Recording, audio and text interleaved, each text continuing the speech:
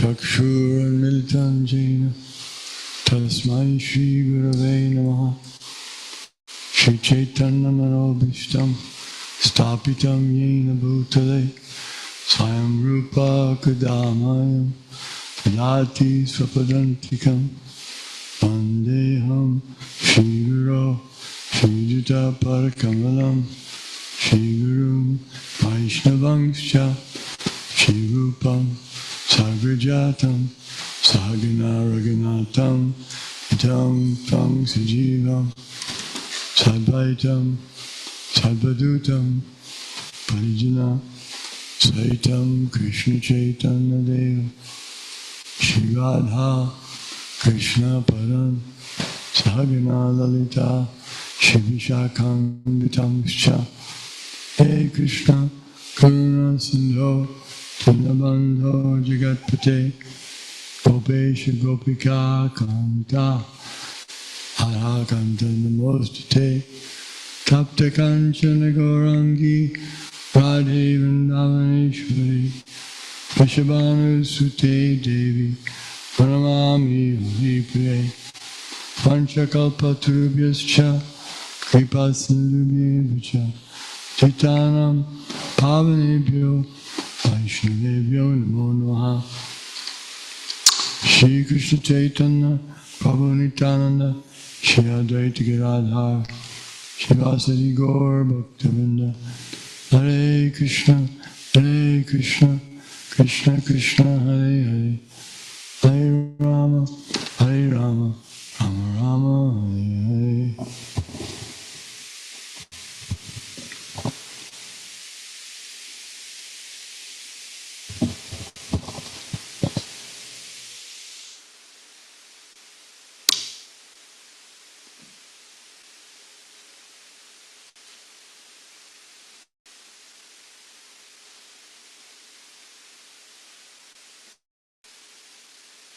Chapter 11, Text 7.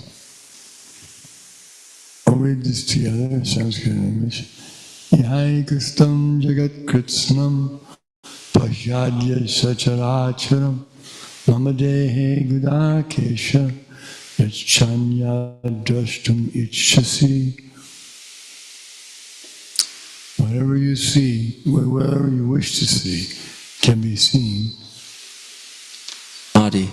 This universal form can show you all that you now desire, as well as whatever you may desire in the future. Everything is here completely. That means it's material, though, one thing. Because anything you want to see in the future, in the spiritual world, we don't have the past, present, and future controlled by material time. It's on a different platform of eternality. So this means that the universal form is in the material world. Okay, next. Yatumam shakshase drashtum anenaiva swachakshusha tevyam dadami te chakshu pashyame yogam aishvaram. But you cannot see me with your present eyes. Therefore, I give to you divine eyes by which you can behold my mystic opulence.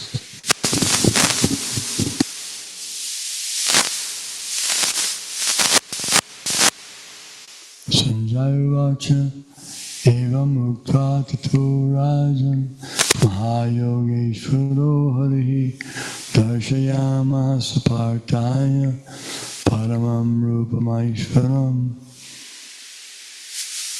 Sanjaya said, O King, speaking thus, the Supreme, the Lord of all mystic power, the personality of Godhead, displayed his universal form to Arjuna.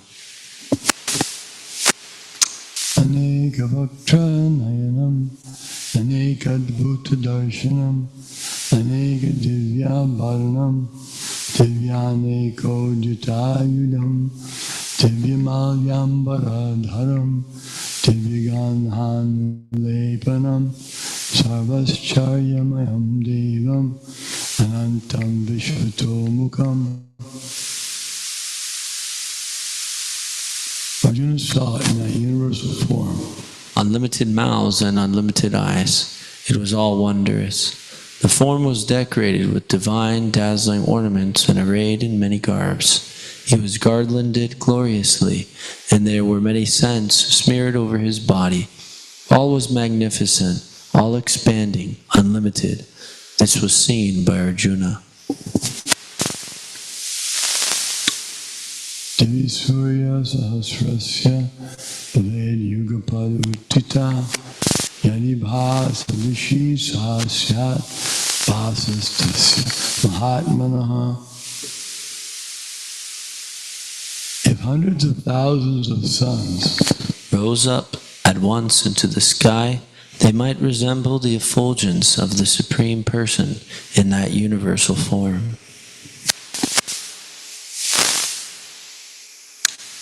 Tatraikastam Jagat Kritsnam Prabhibhaktam Anekada Apashyad Deva Devasya Sharire Pandavastada. At that time, Arjuna could see In the universal form of the Lord, the unlimited expansions of the universe situated in one place, although divided into many, many thousands.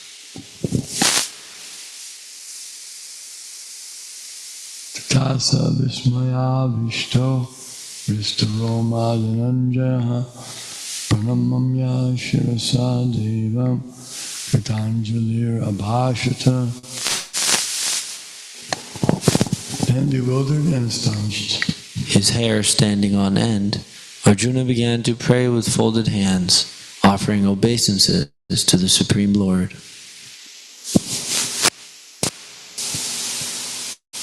Arjuna Vacha Pashyami Devam Stava Devadehe Sarvam Sata Bhutta Vishesha Sangha Ramanam Isham Kamalasanastam Vishinsha Sarvan Urgam Shadivyam.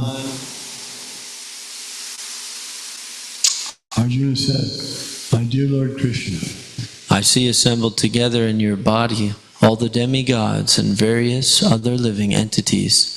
I see Brahma sitting on the lotus flower, as well as Lord Shiva and many sages and divine serpents. Aneka Bahudara Bhaktam Netram Pashyami Tvam Sarvato Nantarupam Nantam Namadhyam Punastavadi Pashyami Vishvarupa. O Lord of the universe, I see in your universal body many, many forms, bellies, mouths, eyes expanded without limit. There is no end, there is no beginning, and there is no middle to all this. And finally, text 17. Kiritinam Gadinam Chakrinam Cha Tejo Rishim Sarvato Tiptimantam Pashyami Tvam Tuniriksham Samanta Tiptanalarka Tutimaprameyam. Your form adorned with various crowns, Clubs and discs is difficult to see because of its glaring effulgence, which is fiery and immeasurable like the sun. in the translation for 7 and the purport.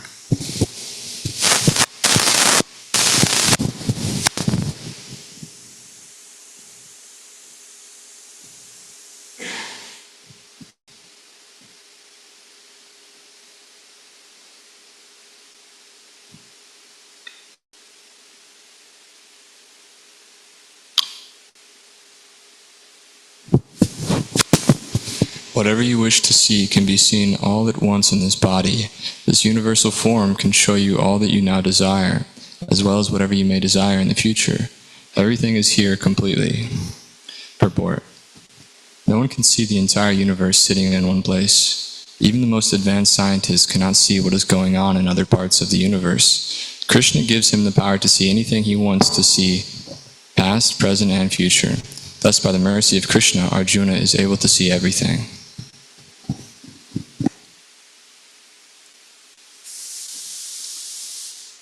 this ability to use senses, it's not that it's an automatic thing. If you try to put together one of the senses, I think Darwin especially commented that if he tried to put together or try to understand even the complexity of one eyeball, it's so complex and requires so many perfectly situated pieces coming together in sequence. It's not that eyes come about automatically, but their ability to blend in. If you speak to the eye experts, they'll show you how the eyes automatically have the system of blending what you see from the left eye and the eye, blends it together so it becomes more able to, you can see it better with two eyes. Then they have other insects that have many eyes. And even one of these eyes is remarkable. I asked a friend of mine, went to a reunion, high school reunion, 50-year reunion. And one of my friends had become a famous eye surgeon. And he had come up with some kind of a cure for dry eyes or something like that. Anyway, I wrote him a letter, we were writing, and I said,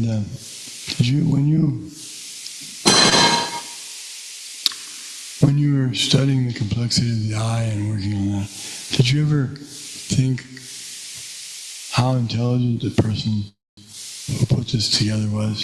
He said, no, I never thought of that.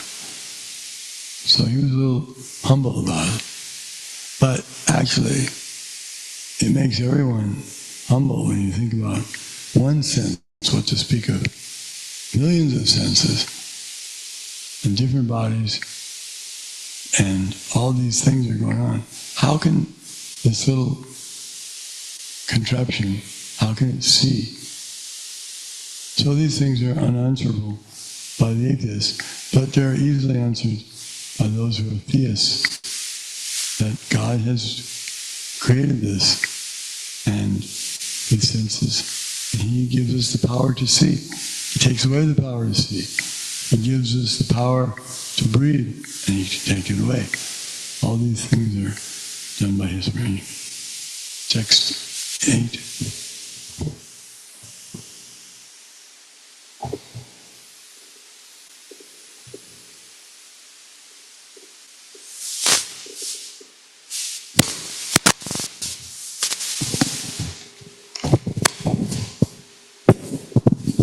But you cannot see me with your present eyes. Therefore I give to you divine eyes by which you can behold my mystic opulence. Purport. A pure devotee does not like to see Krishna in any form except his form with two hands. A devotee must see his universal form by his grace, not with the mind, but with spiritual eyes. To see the universal form of Krishna, Arjuna is told not to change his mind, but his vision. The universal form of Krishna is not very important. That will be clear in the verses. Yet, because Arjuna wanted to see it, the Lord gives him the particular vision required to see that universal form.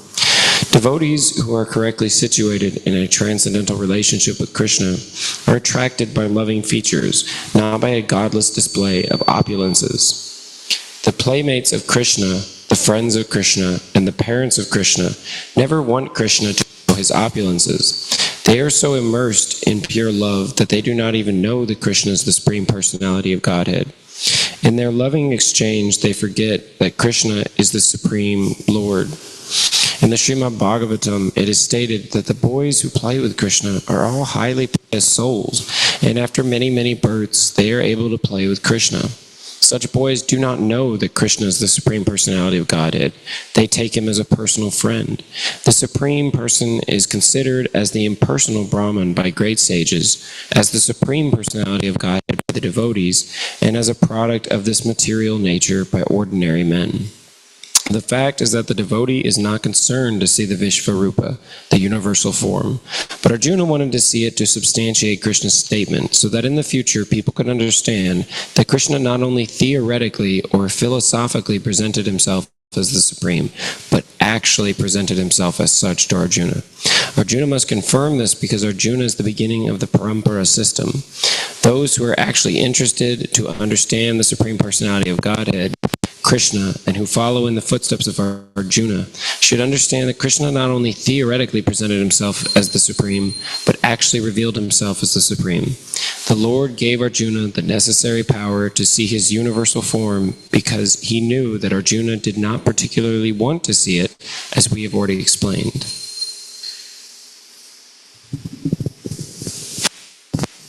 Does anybody have anything here?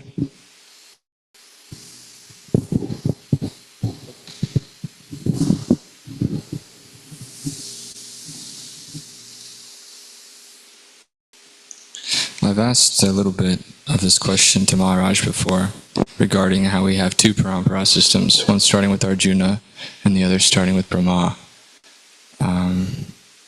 This one that we're reading from in the Bhagavad Gita is like the Kshatriya line, like given to the saintly kings. And then, I guess my question, just to sum it up, just to get to the point, is why do we need two parampara systems? And why do we seem to focus on this one more so than the one that starts with Arjuna? Yeah, thank you. So you're mentioning the parampara system, which Krishna mentions in the 4th chapter.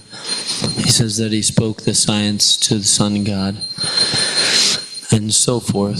So one time I was wondering about this too, and you can see here Vyasadeva. So Vyasadeva is that link where the two lines actually like join together.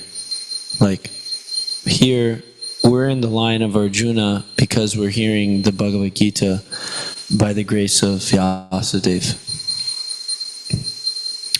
Like Vyasadeva wrote the Mahabharata, which had that explanation inside of it between Krishna and Arjuna. So actually, at that point, the two lines actually like merge in one sense. So by learning about the teachings that Krishna gave Arjuna from the Bhagavad Gita as we have it here, that means we're hearing from Vyasadeva. So that's where we get our shiksha. And like that.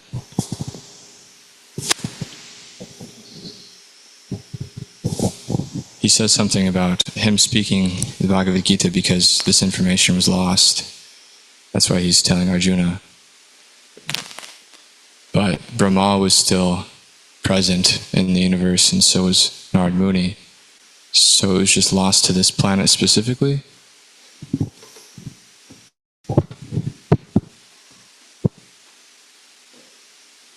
You have something?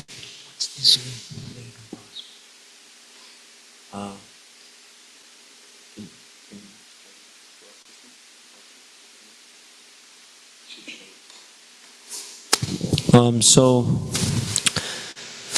it was lost, but it was lost in to the Kshatriyas, like, but actually basically at that time, Yudhishthira, or the world kings, were corrupted. So Duryodhana and his party had deviated from their duty as Kshatriyas. So specifically, he wanted to enact a battlefield of Kurukshetra to reinstate Maharaj Yudhishthira. And part of that was setting up the opportunity to set up this Bhagavad Gita conversation, which is one of Krishna's Nitya Leelas. it's as good as Krishna's dancing with the gopis. He just always does this. So this is how he decides to bring the science of Bhakti Yoga to the entire universe through Arjuna, to the whole entire human society. But as we can see here, actually, that the demigods are also party to this whole thing too, and like that, just like they usually are for Krishna's Leelas, and they always.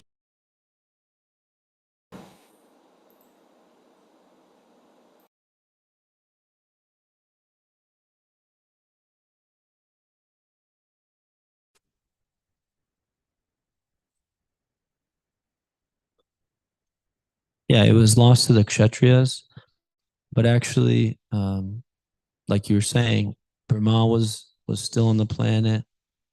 Narada was around also. Vyasadeva was there personally. Like, he's kind of like part of the family almost, because, yeah, actually, he's the.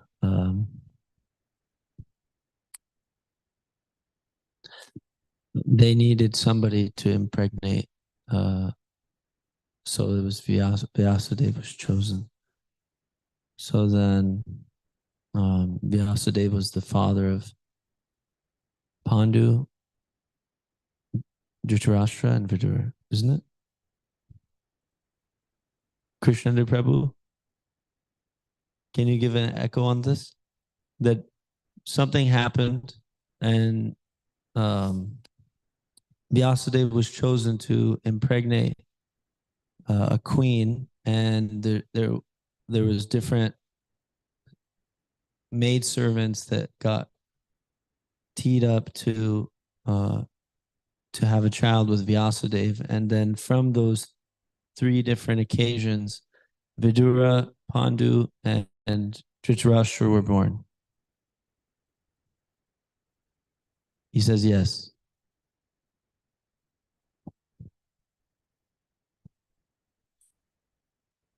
As far as I can recall, I'm not a Mahabharata expert, but yeah, Vyasadeva was called to have, to impregnate this woman, like you said. I don't know the details of this part, but anyways, he went, and the woman, she didn't really like the situation, and she saw this old sage with dreadlocks and everything, so she closed her eyes, and then thus Dhritarashtra was born. And then the second time, I guess she was just present, and it was more normal, I guess, and then Pandu was born.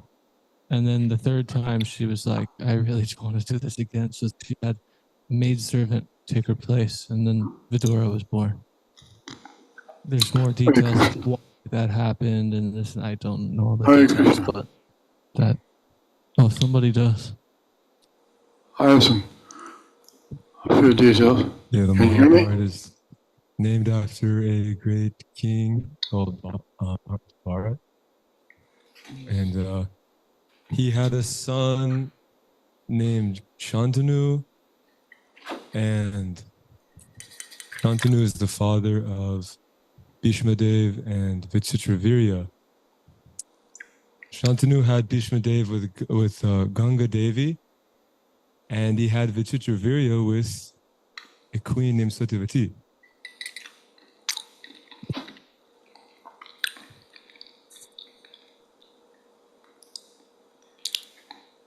And Satyavati had a son named Vyasadeva with a sage called Parashara Muni.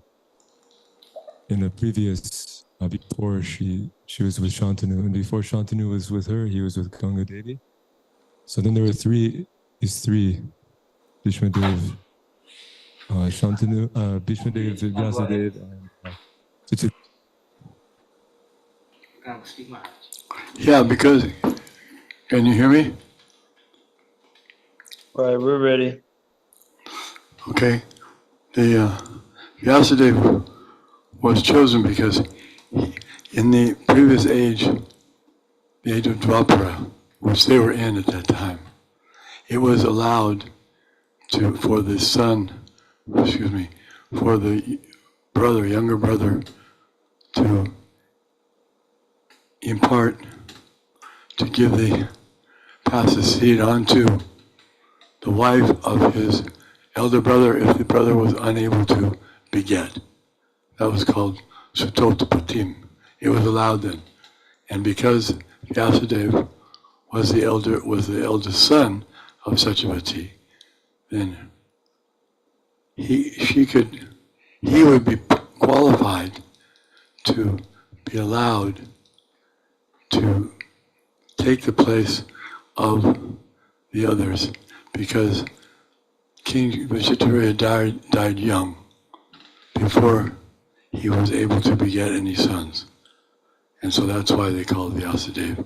He was the son already of Satyavati and the elder brother of,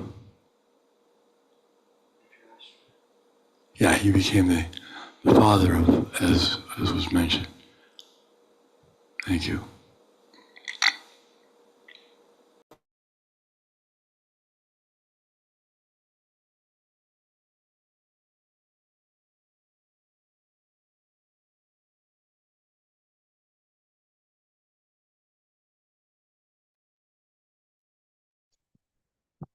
Yeah, so pretty much the point I was trying to make was that he was there and he is in complete knowledge, but the kings had deviated from their parampara system, from coming from the sun god. So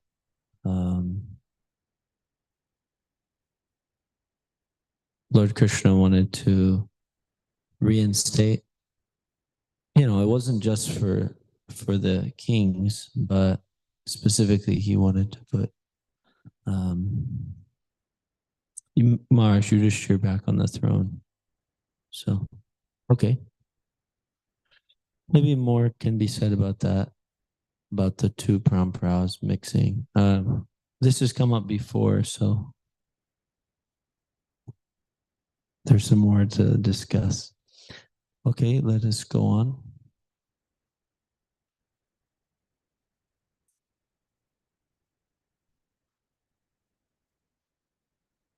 Sanjay said,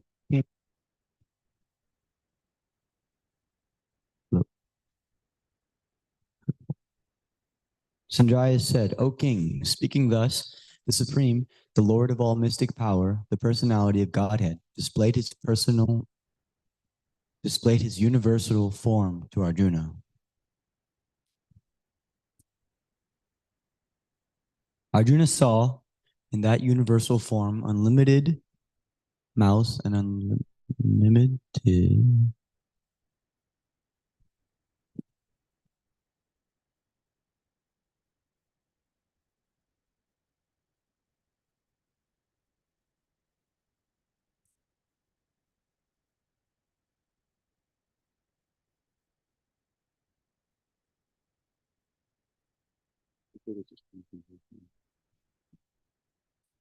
Arjuna saw in that universal form unlimited mouths and unlimited eyes. It was all wondrous. The form was decorated with divine dazzling ornaments and arrayed in many garbs. He was garlanded gloriously, and there were many scents smeared over his body. All was magnificent, all expanding, unlimited. This was seen by Arjuna. These two verses indicate that there is no limit to the hands, mouths, legs, etc. of the Lord. These manifestations are distributed throughout the universe and are unlimited. By the grace of the Lord, Arjuna could see them while sitting in one place. That is due to the inconceivable potency of Krishna.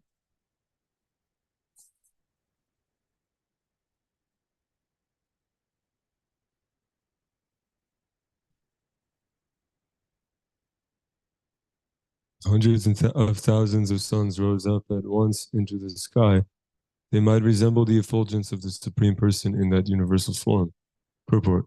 What Arjuna saw was indescribable, yet Sanjaya is trying to give a mental picture of that great revelation to Dhritarashtra. Neither Sanjaya nor Dhritarashtra were present, but Sanjaya, by the grace of Vyasa, could see whatever happened. Thus he now compares the situation as far as it can be understood to an imaginable phenomenon, i.e. thousands of suns.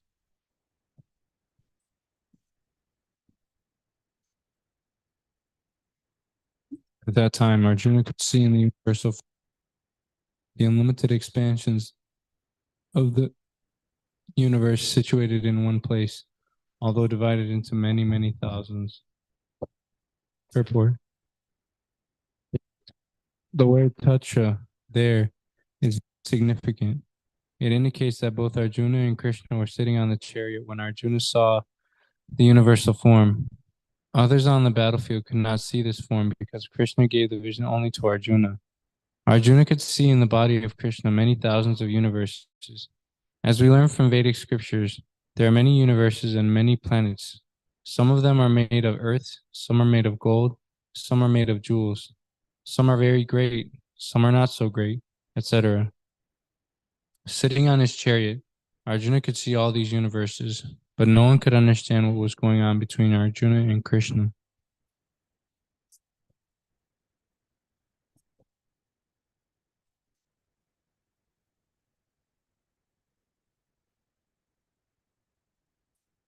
So the previous purport, it was mentioning how Sanjaya was using a relatable phenomenon or imaginable.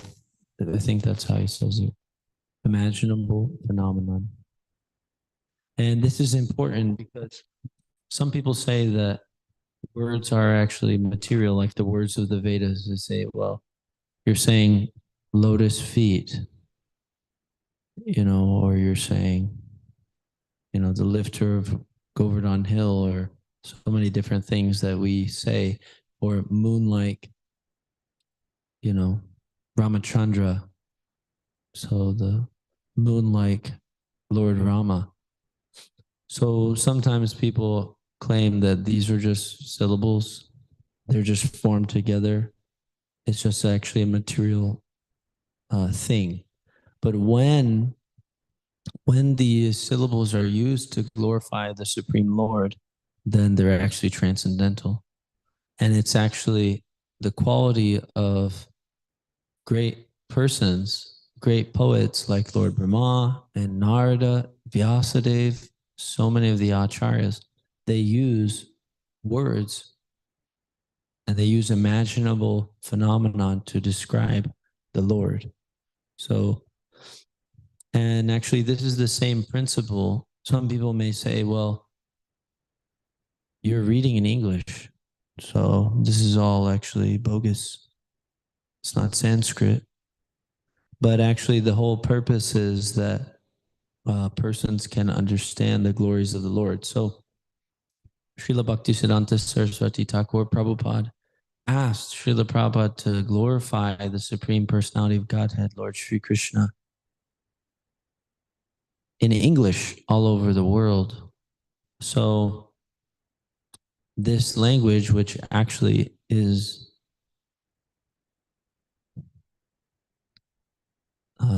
confusing and not as refined, I should say, as the Sanskrit language, which is perfect language. Still, these words are transcendental because they're offered by persons who have bhakti. And this is what makes it transcendental. So it's not that thousands of suns will say, well, thousand is just a material quantity. Suns are just, it's a material object in the sky.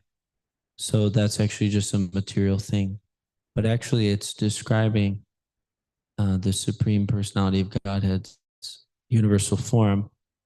And the words itself are actually being offered by Sanjaya, who is actually a devotee and is actually in the parampara system coming from Vyasadeva. So Vyasadeva blessed him to be able to see the battlefield of Kurukshetra.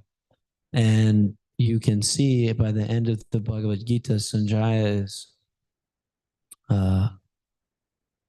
in ecstasy, thinking about Lord Krishna and Arjuna. So the point I'm trying to make is that sometimes people argue, especially like impersonalists or Buddhists and things, that they say that words, all these are just English words, and it's just, you guys are just making sounds just like any other animal. It's actually all Maya. There's only, Brahman, which is, so they're doing this neti. They're saying, oh, these are material words. So that's not Brahman. This isn't Brahman like that. But they're dull.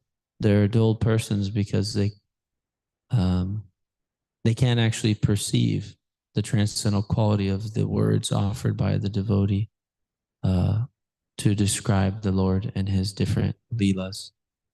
So anyway, that was one small point. This one was talking a little bit about something different. Let's refresh this thing real quick. Yeah, this is the one that Jagannath read. So this is seeing all the planets in one place, right? Does anybody have any comments or things about this? Questions? Is this again like an imaginable like way of putting things? Like they're only using this language so that we can kind of grasp or try to grasp what's going on, but in reality, like whatever is being described is different from this, or is this like a description, like an exact description of it? So these two verses are different. The first one, the previous verse before this, Sanjaya was saying, if I had to explain what it looked like, it was like 1,000 suns. So that's an imaginable phenomenon, so you can understand like how amazing it was to see the universal form that Krishna was showing Arjuna. But here he's actually describing that Arjuna saw unlimited planets all at one time that are actually, and then Prabhupada goes on to describe some of the varieties like that are literally there. There's some varieties of planets that are made out of jewels. Some are very great, some are not so great. And not only all the unlimited planets are there in this one universe, it's actually stated just below this. Prabhupada is describing that all the universes filled up with planets of all types of varieties were seen by Arjuna at that moment. So that's a literal. That's like he saw that. Okay.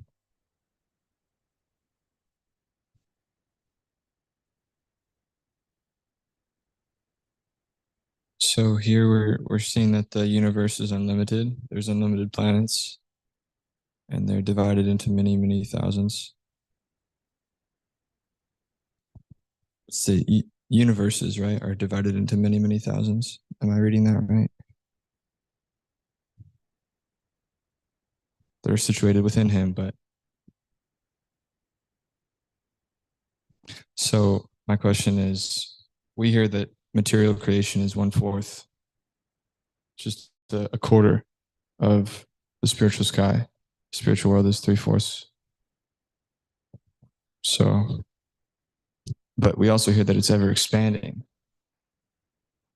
So is this one of these questions that like I probably just shouldn't bother with? It's inconceivable.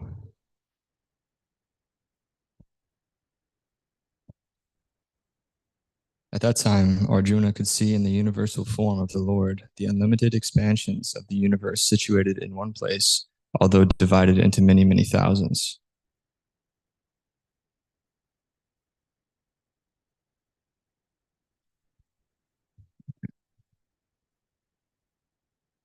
Word tatra is very significant. It indicates that both Arjuna and Krishna were sitting on the chariot when Arjuna saw the universal form. Others on the battlefield could not see this form because Krishna gave the vision only to Arjuna. Arjuna could see in the body of Krishna many thousands of universes. There are many universes and many planets. Yeah, okay.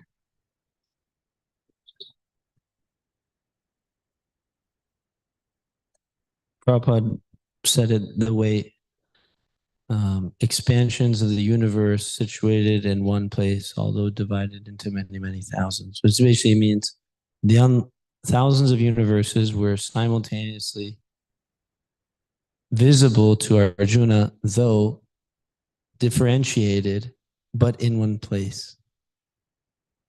So he could see the different universes, the varieties of universes, but they were all in one place somehow. Okay. It's pretty amazing. So actually there's one other thing that I wanted to mention about this whole topic about the universal form is that it's stated in one of the other purports that we read that the pure devotees are not very interested in this universal form. And we actually see that there's some Leela, even like the pure devotees are in different categories of purity or superiority. There's perfect, there's more perfect, and there's most perfect. And they're all perfect. And they're all pure devotees. But the most perfect are those that reside in Vrindavan or Goloka Vrindavan, or accompany Krishna to the earth in Vrajabhumi, Vrindavan, Gokula Vrindavan. So there was one time, the point I'm trying to make is that Prabhupada is stating that the pure devotees aren't very much interested in the universal form, but at a certain point, the most perfect of pure devotees aren't even interested in the four-handed form of Lord Vishnu either. They're attracted by loving features, Prabhupada said in the purport before. So the loving features of Krishna are more, and the variety of rasa which can be exchanged with Krishna is actually more. And so then we heard this morning, Maharaj was stating that Krishna prefers the chastisements of his intimate associates more than the prayers of the brahmanas offered in utter humility and reverence, which is basically what we're trying to cultivate. There's no way to get to, the Vrindavan,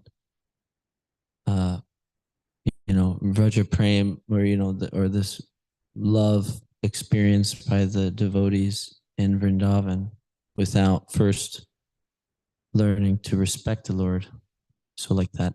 Anyway, so the pure devotees aren't interested in the universal form because you can't, and actually you were mentioning this a few days ago, Bhakti Aiden was mentioning how it'd probably be pretty hard to have a relationship with something like that.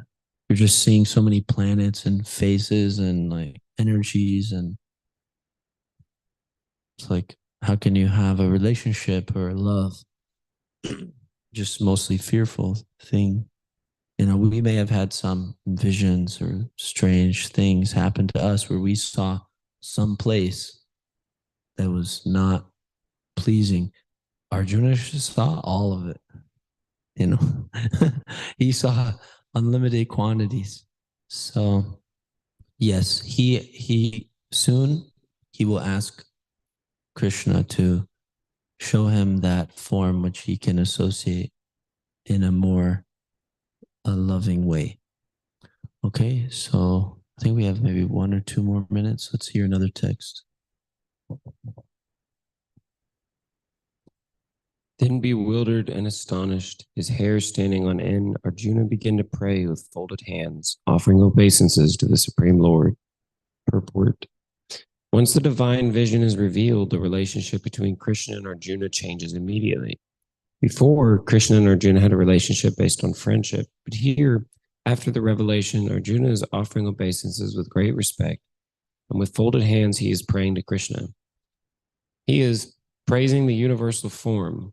Thus, Arjuna's relationship becomes one of wonder rather than friendship. Great devotees see Krishna as the reservoir of all relationships. In the scriptures, there are 12 basic kinds of relationships mentioned, and all of them are present in Krishna. It is said that he is the ocean of all of the relationships exchanged between two living entities, between the gods, or between the Supreme Lord and his devotees. It is said that Arjuna was inspired by the relationship of wonder, and in that wonder, although he was by nature very sober, calm, and quiet, he became ecstatic. His hair stood up, and he began to offer his obeisances unto the Supreme Lord with folded hands. He was not, of course, afraid. He was affected by the wonders of the Supreme Lord. The immediate context is wonder. His natural loving friendship was overwhelmed by wonder, and thus he reacted in this way. Srimad Bhagavad Gita ki jai, Srila Prabhupada ki jai.